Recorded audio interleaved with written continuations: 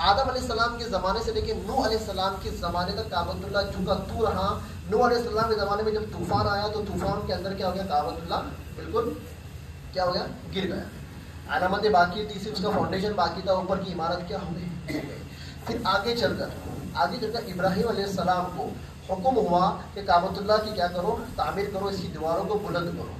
ابراہیم علیہ السلام نے کہا کہ مجھے نہیں پتا کعبۃ اللہ کہاں ہے. تو اللہ تعالیٰ نے فرشتوں کو بھیجا اور فرشتے نے اس طرح سے دکھائی یہاں پر کعبۃ اللہ تھا.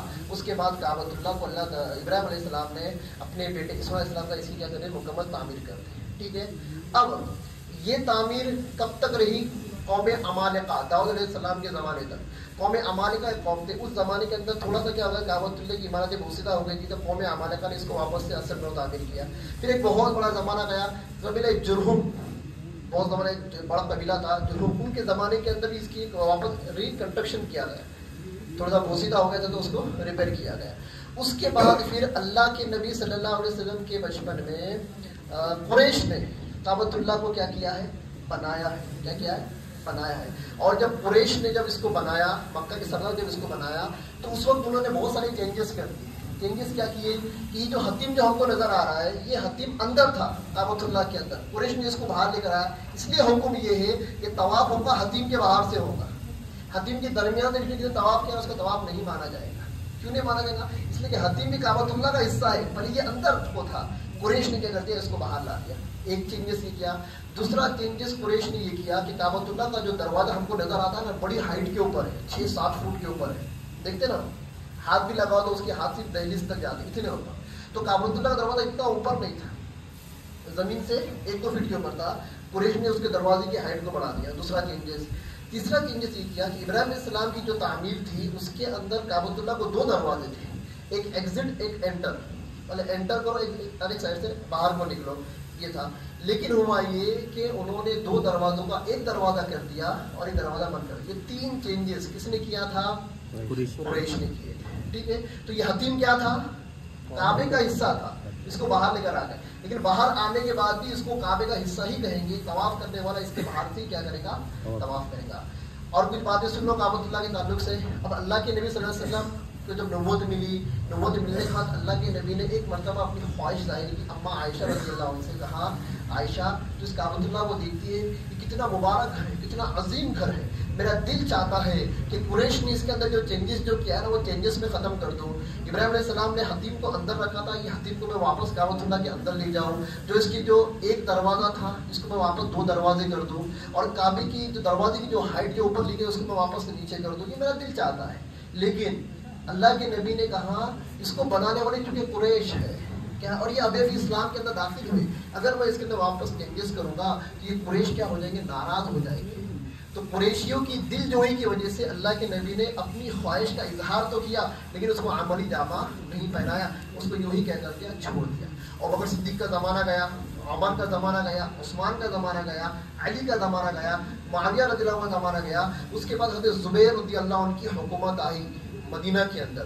تو حضرت زبیر رضی اللہ عنہ نے صحابہ کرام کے سامنے اس حدیث کو رکھا کہ اللہ کے نبی یہ چاہتے تھے کہ کعبۃ اللہ ویسا ہی ہو جیسا ابراہیم علیہ السلام نے تعمیر کیا ہے. لیکن اس وقت چونکہ قریش ناراض ہو جائیں گے, ان کی ناراضگی کو مد نظر رکھتے ہوئے اللہ کے نبی نے وہ چینجز نہیں کیے. پر اللہ کے نبی کی منشا یہ ہے, اور صحابہ کرام اللہ کے نبی کے ہر حکم پر, ہر منشا کے اوپر عمل کرنے والے تھے.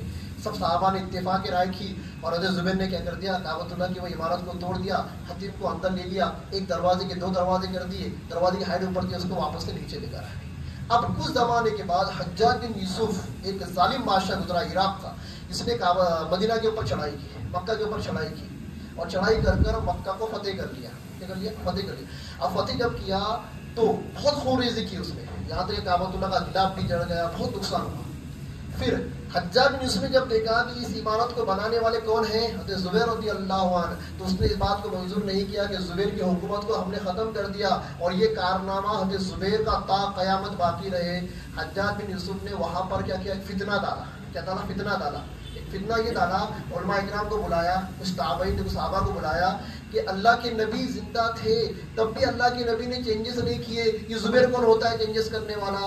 نہیں, اللہ کے نبی نے جب چینجز نہیں کیے تو کعبۃ اللہ ویسا ہی ہونا چاہیے جس سے قریش نے بنایا تھا.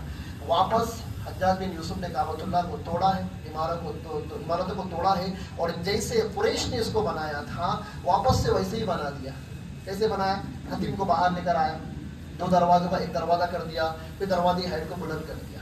اب کچھ زمانے کے بعد اس ظالم بادشاہ کی بھی حکومت چلے گئی. پھر جو مسلمانوں کی حکومت آئی تو مسلمانوں کے جو خلیفہ تھے انہوں نے پھر ایک اپنی خواہش ظاہر کی کہ یہ جو کعبۃ اللہ جو بنایا ہوا ہے حجاج بن یوسف ظالم بادشاہ کا بنایا ہوا ہے، اس کو ہم کو اللہ کے نبی کے منشا کے مطابق بنانا ہے. تو اس وقت کے سارے علماء اکرام نے اتفاق کیا. ایک بڑے عالم دین جن کو ہم امام مالک کے نام سے جانتے ہیں، 4 مسلک چلتے ہیں ہمارے، امام شافعی، امام احمد بن حنبل، امام ابو حنیفہ، اور ایک ہے امام مالک. امام مالک کا سکہ مکہ کے اندر چلتا تھا، مدینہ میں ان کا فتویٰ چلتا تھا. تو امام مالک نے جب ان کے پاس یہ مسئلہ آیا تو انہوں نے فتویٰ دیا کہ میرا فتویٰ یہ ہے کہ کعبۃ اللہ کو نہیں توڑا جائے گا، جیسے ویسے ہی رکھا جائے گا. اگر ہم آج کعبۃ اللہ کو توڑ دیں گے تو ہر آنے والی حکومت کا نیا بادشاہ وہ اپنی مرضی کے مطابق کعبۃ اللہ کو توڑ کر بنائے گا، اور کعبۃ اللہ آنے والے سلاطین کے لیے، آنے والے بادشاہوں کے لیے کھلونا بن جائے گا. اس کی حکومت آ رہی ہے، توڑ رہا ہے بنا رہا ہے، توڑ رہا ہے بنا ہے. تو کعبۃ اللہ کیا بن جائے گا؟ آنے والے بادشاہوں کے لیے کھلونا بن جائے گا. میرا فتویٰ یہ ہے کہ بھلے سے یہ عمارت قریش کی بنائی ہوئی ہے، حجاج بن یوسف کی طرف پر بنائی ہوئی ہے، اس کو ایسا ہی چھوڑا دیں. اور ہوا بھی یہی. سارے علماء اکرام نے امام مالک کے فتوے کو قبول کیا، اور کعبۃ اللہ اب جو ہم دیکھ رہے ہیں اس میں تھوڑی بہت لپا پوتی ہوتی رہتی ہے، ڈیکوریٹ ہوتا رہتا ہے، لیکن عمارت وہی ہے جس کو کس نے بنایا تھا؟ حجاج بن یوسف بادشاہ نے بنایا تھا. بہرحال یہ اس لیے میں نے آپ کو بتایا کہ ہم جب طواف کریں گے تو یہ